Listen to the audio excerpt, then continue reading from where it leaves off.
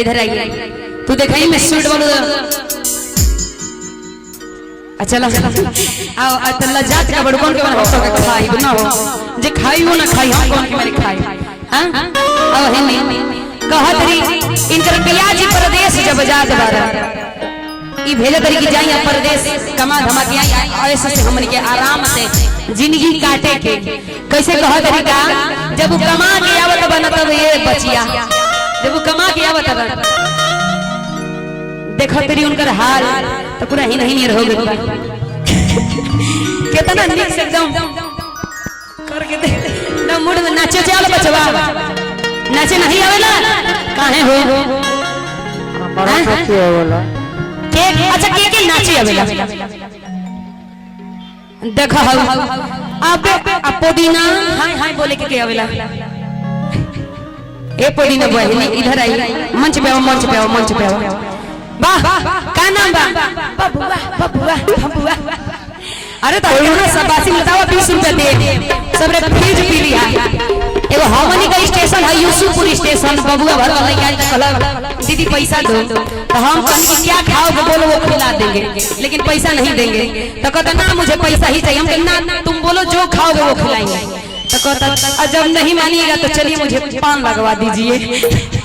मंगला तो पान मंगला भाग ना जानो नहीं कहीं से नहीं आवा ताकि टांग के घरे ना लेके जाई खावा बेग हमार छोट बा मंचो पे कैसे खींचो मंच पे आओ मंच पे अरे वाह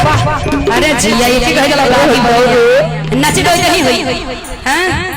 तनी एक बार हेनी ए तो यार डोंट मजाक ऊपर करो था यार हम ए अबे बबुआ भाग जी तो तेरी हां हां ना हो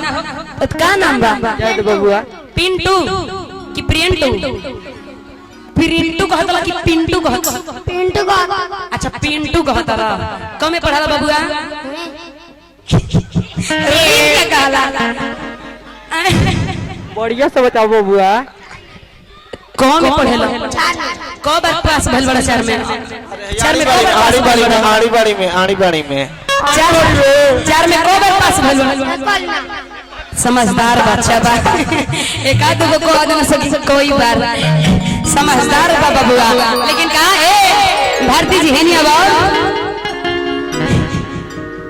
निक लगत रही आ तेरी माय गॉड अरे दादा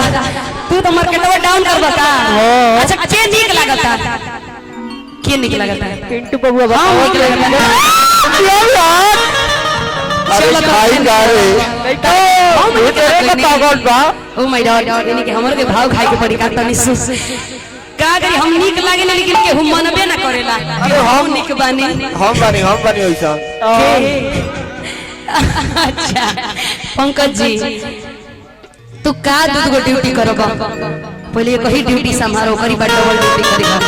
ना हो एगो हमनी के गाना गौले रही जान अरे की अपने त चलेलु छमक नया साड़ी में एगो हमनी के आजमगढ़ के ऊपर जी बानी ई नहीं नियर बाबा देखियो गिर जी बहिनी रह न त यार हमरा हई हमरा के लगवा के पड़ जाई तो से तू ही लगिए तू बोलबे चल मैं दवाई करा अबे ये कहे लगबा तो अरे की अपने त चलेलु छमक नया साड़ी में